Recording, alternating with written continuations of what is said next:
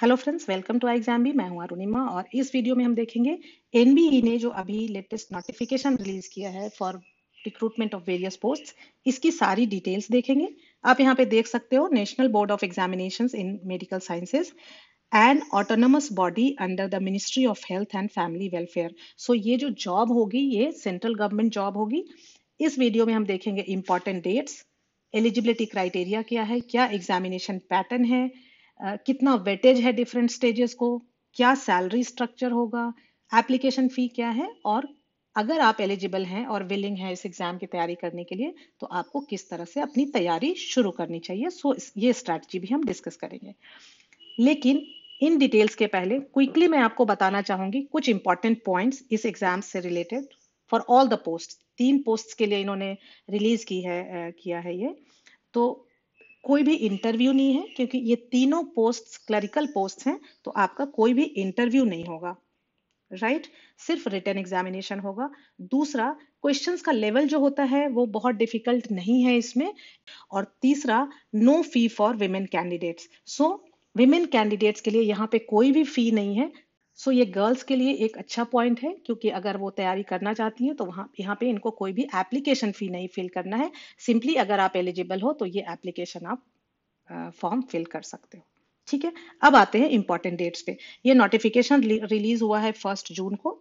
और crucial date for determining eligibility, मतलब जो कट ऑफ डेट है, अगर आपका एज देखना है या क्वालिफिकेशन का देखना है तो जो भी क्राइटेरिया है उसमें कट ऑफ डेट आपकी 14 अगस्त 2021 है। तो अगर आप अपनी एज कैलकुलेट करेंगे तो उसमें इस डेट को ध्यान में रखेंगे।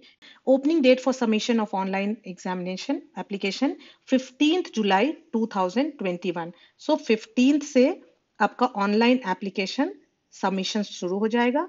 Last date of submission of online application 14 अगस्त। सो ये आपको माइंड में रखना पड़ेगा कि ये दोनों डेट्स इंपॉर्टेंट हैं और कहीं ना कहीं आपको मार्क करके रखना पड़ेगा। डेट भी इन्होंने दे दिया है कि 20 सितंबर को ये एग्जाम होगा। अगर देखें, एक्चुअली पिछले साल तक ये यहाँ पे वैकेंसीज कई कई सालों में आती थी, लेकिन पिछले साल लगभग 1 साल पहले इसकी वैकेंसी आई थी और इस बार फिर से इन 3 पोस्ट के लिए वैकेंसी आई है। और आप देख रहे हो कि अभी हम लोग जून जून लगभग लगभग आपके पास पूरा है, जुलाई, अगस्त और फिर 20 सितंबर। सितंबर में भी लगभग 20 दिन आपके पास हैं। तो अच्छा खासा टाइम है। अगर आप बिगिनर भी हैं और किसी और एग्जाम की तैयारी नहीं भी कर रहे फिर भी ये डुएबल है। और अगर आप किसी बैंकिंग एग्जाम्स की, अदर एग्जाम्स की, एसएससी एग्जाम्स की तैयारी कर रहे हैं तब तो आपके लिए बहुत ही आसान होने वाला है। यहाँ पे वैकेंसी जो है senior assistant, junior assistant and junior accountant. Level 2, level 4 and level 7 जो पे मैट्रिक्स लेवल है ये है इनका रेस्पेक्टिव। नंबर ऑफ जो पोस्ट हैं, senior assistant 8, junior assistant 30 and junior accountant 4। Last year भी जो वैकेंसी आई थी लगभग लगभग इतनी थी। जूनियर असिस्टेंट में 28 थी, जूनियर अकाउंटेंट में 5 थी और सीनियर असिस्टेंट में 11 थी। ये लास्ट ईयर की वैकेंसी थी। लास्ट ईयर की वैकेंसी मैं यहाँ पे क्यों बता रही हूँ, क्योंकि उससे आपको अंदाजा लगता है कि लास्ट ईयर इतने नंबर ऑफ वैकेंसी थी तो लगभग ये कट ऑफ गया था। तो इस साल भी एक अंदाजा हम लगा सकते हैं कि किस तरह के क्वेश्चंस आए थे और क्या कट ऑफ, क्या हमें टारगेट स्कोर रखना है। इन बातों का भी ख्याल हमें शुरू से ही रखना पड़ेगा। Senior assistant below 27 years. अब बिलो 27 ईयर्स के लिए कट ऑफ डेट आपको याद होगी कि ये हमने देखा कि 14 अगस्त है। इस डेट को हम माइंड में रखेंगे जब हम अपना एज देखेंगे। Educational qualification, degree from recognized university और board. Second, to qualify examination as may be prescribe by NBA. मतलब आप अगर ग्रेजुएट हैं तो आप एलिजिबल हैं। ये एग्जाम तो ये जो कंडक्ट कराएगा एनबीए इस एप्लीकेशन को भरने के बाद, उसकी बात कर रहा है। ये था सीनियर असिस्टेंट के लिए। इसका जो ये लेवल 7 है, तो यहाँ पे अगर आप सीनियर असिस्टेंट यहाँ पे अपॉइंट होते हैं तो शुरुआती सैलरी लगभग लगभग आपकी 45-46 के आसपास होगी। ठीक है। जूनियर असिस्टेंट, अगर हम जूनियर असिस्टेंट की बात करें, यहाँ पे भी बिलो 27 ईयर्स होना चाहिए। मिनिमम कोई एज क्राइटेरिया नहीं है, मैक्सिमम एज आपकी 27, मतलब 27 से आपके नीचे होने चाहिए। पास senior secondary examination from a recognized board. अब यहाँ पे ये +2 लेवल है। ठीक है, यहाँ पे ग्रेजुएशन रिक्वायर्ड था लेकिन यहाँ पे +2 पास है तो आप इस एग्जाम को लिख सकते हैं। Proficiency in use of computers and basic software packages such as Windows, network operating system, LAN architecture, एक और ये भी है। और फिर इस एग्जाम को क्वालिफाई करना। थर्ड, जो जूनियर अकाउंटेंट की वैकेंसी है, यहाँ पे भी 27 ईयर से कम होना चाहिए आपकी एज, और bachelor degree with maths and statistics और a degree in commerce from a recognized university. So पहले वाले में क्या था, ग्रेजुएशन चाहिए था किसी भी सब्जेक्ट में, लेकिन यहाँ पे या तो मैथ्स या स्टैटिस्टिक्स या फिर कॉमर्स। ओके, डिजायरेबल क्वालिफिकेशन यहाँ पे कहता है 3 years experience in dealing with accounts in some government institutions with knowledge of computer based accounting। so ये डिजायरेबल है, जरूरी नहीं, अगर है तो ठीक है, नहीं है तो भी कोई बात नहीं है। सिर्फ आप ये पहला वाला क्राइटेरिया फुलफिल करते हैं तो आप इस एग्जाम का फॉर्म फिलअप कर सकते हैं। अच्छा, हमने सैलरी देखी थी सीनियर असिस्टेंट के लिए लेवल 7 45-46,000। इसी तरह से लेवल 2 के लिए यहाँ पे आप देख रहे हैं जूनियर असिस्टेंट है, और ये 10+2 भी एलिजिबल है यहाँ पे इस एग्जाम को लिखने के लिए। तो यहाँ पे जो सैलरी होगी वो लगभग 20,000 के आसपास होगी, 20,000। और लेवल 4 के लिए ये लगभग 25-26 के आपकी सैलरी बनेगी शुरुआती दौर में। ठीक है, अब सबसे इंपॉर्टेंट पॉइंट, सिलेक्शन प्रोसीजर क्या होगा, किस तरह से एग्जाम्स कंडक्ट कराए जाएंगे। There will be 2 stages of examination, stage 1 और स्टेज 2, एक एक करके देखते हैं। स्टेज 1 एग्जामिनेशन ये कंप्यूटर बेस्ड टेस्ट होगा, जैसा कि आजकल ज्यादातर एग्जाम्स में ऑनलाइन एग्जाम्स होते हैं। 200 क्वेश्चंस होंगे और मार्क्स भी 200 होगा, मतलब हर क्वेश्चन का 1 मार्क, एंड ड्यूरेशन जो होगा 180 मिनट होगा।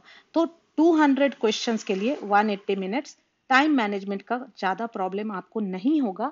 इवन इफ की क्वांट में थोड़े लेंदी क्वेश्चन आते हैं या रीजनिंग में, अगर आपको सॉल्व करना आता है आपको टाइम मिलेगा वहां पे। अदर कॉम्पिटिटिव एग्जाम से अगर आप कंपेयर करें तो यहाँ पे काफी टाइम मिल रहा है, क्योंकि यूजुअली 200 क्वेश्चन के लिए 120 मिनट्स मिलता है, यहाँ पे 180 मिनट्स मिल रहा है। 2 घंटे मिलते हैं अदरवाइज, लेकिन यहाँ पे 3 घंटे मिल रहे हैं, तो ये काफी अच्छा है आपके लिए। नेगेटिव मार्किंग होगी, इसलिए ब्लाइंड गेसिंग आप नहीं करेंगे, अच्छे से क्वेश्चन सॉल्व करेंगे और सही उत्तर मार्क करेंगे। जनरल अवेयरनेस में अगर आपको उत्तर पता है तभी लिखेंगे, नहीं तो नेगेटिव मार्किंग है।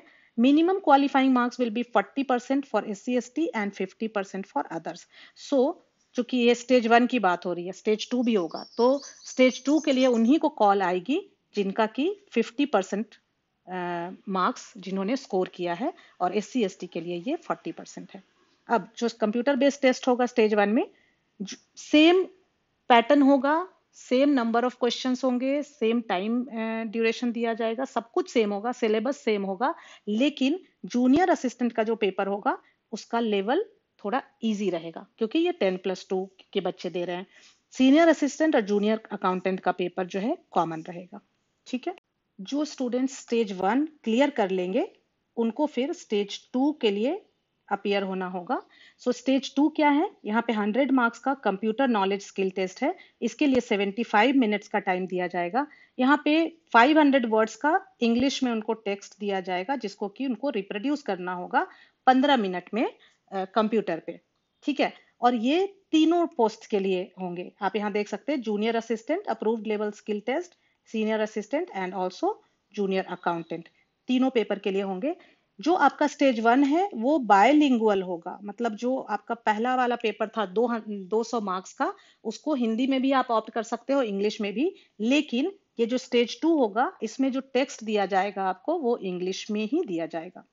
Okay, then it says 5 candidates against each vacancy in each category in order of merit prepared on the basis of CBT shall be called to participate in computer knowledge or skill test। So जो 50% वाला criteria था वो तो minimum cut off था, इतना तो होना ही चाहिए। इसके बाद जितनी नंबर ऑफ वैकेंसीज हैं उसको 5 से मल्टीप्लाई करेंगे, और मान लो 8 वैकेंसी है तो इंटू 5 40 लोगों को ही स्टेज 2 में बुलाया जाएगा। अगर मान लो 40 से ज्यादा 80 लोगों को 50% से ज्यादा है तो उनके जो मार्क्स हैं, जो टॉप 80 होंगे, टॉप 40 होंगे, उनको बुलाया जाएगा। ठीक है, अब यहाँ पे क्या क्या होगा इस सेकेंड वाले स्टेज 2 में, data entry, the skill test will include data entry, word processing and computer operations, etc. Minimum marks to be obtained in stage 2 for being eligible for final selection shall be 40% for SC/ST and 50% for other candidates। So दोनों stage 1 में और stage 2 में दोनों में अगर general candidate हैं तो 50% से ऊपर आपका होना चाहिए फाइनल मेरिट लिस्ट के लिए एलिजिबल होने पर। बट 50% से ऊपर होने पे भी जितनी नंबर ऑफ वैकेंसीज हैं सिर्फ उतने लोग को ही लिया जाएगा उसमें। ठीक है, अब देखते हैं कि हमारे सब्जेक्ट्स क्या क्या हैं। सो जनरल इंटेलिजेंस एंड रीजनिंग, इसमें हर क्वेश्चन 1 मार्क का होगा, 50 questions. General awareness 50 questions. Quantitative aptitude 50। English comprehension 50। यहाँ पे इंग्लिश कॉम्प्रिहेंशन मतलब आप ये ना समझ लें रीडिंग कॉम्प्रिहेंशन, नहीं, इंग्लिश कॉम्प्रिहेंशन मतलब इंग्लिश के हर तरह के सवाल आपसे पूछे जाएंगे।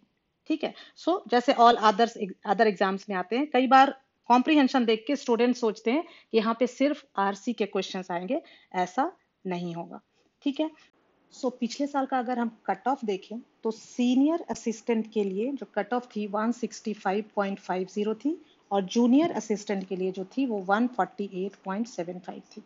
तो क्योंकि नंबर ऑफ वैकेंसीज लगभग लगभग सेम है, पिछले साल इतनी ही है, थोड़ा ऊपर नीचे है, तो अगर इसी तरह के सवाल आए जिस तरह का लेवल पिछले साल था, तो आपको सीनियर असिस्टेंट के लिए कहीं ना कहीं 175 टू 180 का टारगेट रखना चाहिए और जूनियर असिस्टेंट के लिए भी मैं कहूँगी 160 प्लस का टारगेट रखना चाहिए। इस हिसाब से आप अपनी तैयारी शुरू करें।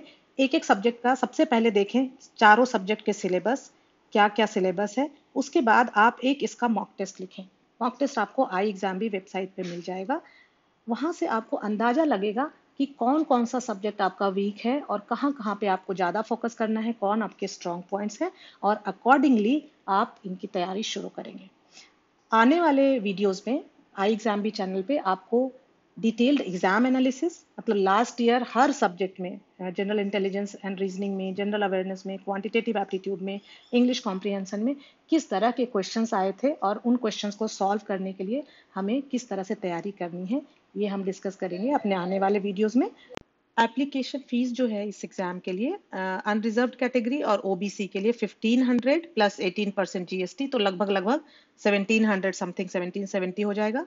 और फॉर एससी एसटी पीडब्ल्यूडी और वीमेन कैंडिडेट्स के लिए ये नील है। जैसा मैंने आपको पहले बताया था कि आप अगर एक गर्ल कैंडिडेट हैं तो आपको यहाँ पे कोई भी फीस नहीं देने की आवश्यकता है। सो आई होप कि ये वीडियो आपके लिए यूजफुल होगा। आने वाले दिनों में कई और वीडियोस, यूजफुल वीडियोस आएंगे, इसलिए अगर आपने सब्सक्राइब नहीं किया है चैनल को तो प्लीज़ सब्सक्राइब कर ले। साथ ही साथ मेरे ख्याल से आपको मालूम ही होगा कि आई एग्जाम भी वेबसाइट पे लगभग 100 से ज़्यादा एग्जाम्स के मॉक टेस्ट फ्री हैं। इस एग्जाम के लिए भी आपको वहाँ पे मॉक टेस्ट मिल जाएंगे और उसके लिए आपको कुछ भी अमाउंट पे करने की आवश्यकता नहीं है। So thank you friends, thanks for watching.